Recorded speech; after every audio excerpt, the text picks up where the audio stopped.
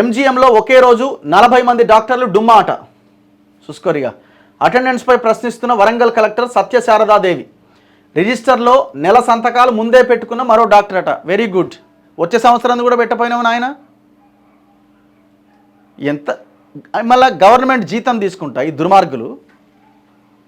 ఈ ఎక్కడ వైద్యం 40 మంది డాక్టర్లు రాకపోతే ఇంకేముందండి, ఇక్కడ వైద్యం ఏముంది? మరి ఆ సూపరింటెండెంట్ ఏం చేస్తుండు?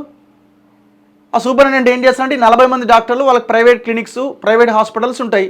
ఆ ప్రైవేట్ హాస్పిటల్స్లో ఇచ్చే దాంట్లో కమిషన్ సూపరింటెండెంట్కి వీళ్ళకి పోతుండొచ్చు. లేకపోతే ఇంకెందుకు సైలెంట్గా ఉంటారు?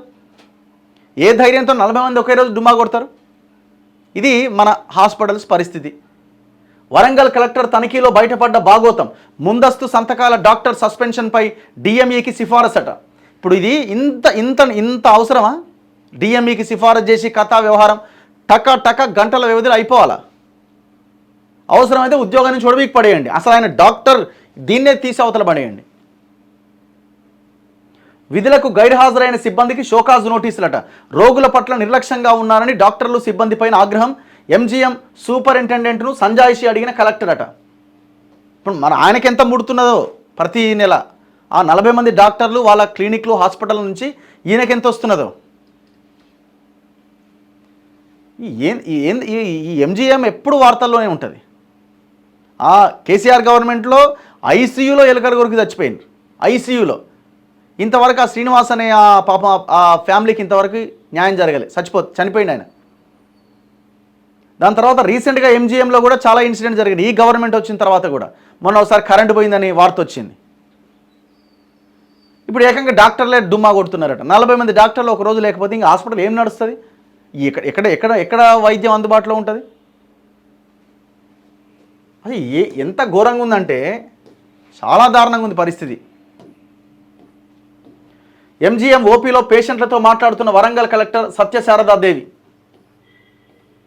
వరంగల్ ఎంజీఎం హాస్పిటల్లో శనివారం ఒకే రోజు 40 మంది డాక్టర్లు విధులకు డుమ్మా కొట్టారు. ఓ డాక్టర్ అయితే అటెండెన్స్ రిజిస్టర్లో జూలై నెల మొత్తం విధులకు హాజరైనట్టు ముందే సంతకాలు పెట్టినట. ఇంకొకరు అనాలి. ఇంకొకరు వైద్య సిబ్బంది ఉదయం 11 గంటలైనా హాస్పిటల్కు రాలే. వరంగల్లోని ఎంజీఎం హాస్పిటల్లో జిల్లా కలెక్టర్ శారదాదేవి శనివారం ఆకస్మికంగా తనిఖీ చేయగా వైద్యుల భాగోతం బయటపడ్డది. కలెక్టర్లంతా ఆఫీసులు దాటి ఫీల్డ్లో తిరగాలని ఇటీవల రేవంత్ రెడ్డి సూచించగా వరంగల్ కలెక్టర్ వరుసగా రెండో రోజు ఎంజీఎం హాస్పిటల్లో ఆకస్మికంగా పర్యటించారు. శనివారం ఉదయం దాదాపు 11 గంటల 20 నిమిషాలకు దవాఖానా లోపలికి చేరుకున్న కలెక్టర్ మధ్యాహ్నం 3 గంటల వరకు తనిఖీలు, సమీక్షలు నిర్వహించి వైద్యులు, సిబ్బందికి ముచ్చెమటలు పట్టించారు. ఎంజీఎంపై సీఎం రేవంత్ రెడ్డి ప్రత్యేక దృష్టి సారించారని, విధుల్లో అలసత్వంగా ఉంటే ఊరుకునే ప్రసక్తే లేదని హెచ్చరించారు.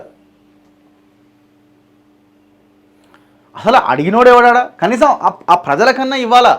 ఆ ప్రజలన్నా ఇమీడియట్గా డాక్టర్ లేకపోతే కంప్లైంట్ చేసే సిచ్యువేషన్ అక్కడ రావాలా? పాలన అంటే ఏందండి? పాలన అంటే ఏంది? పాలన అంటే ఏంటి? ఇదే కదా పాలన అంటే.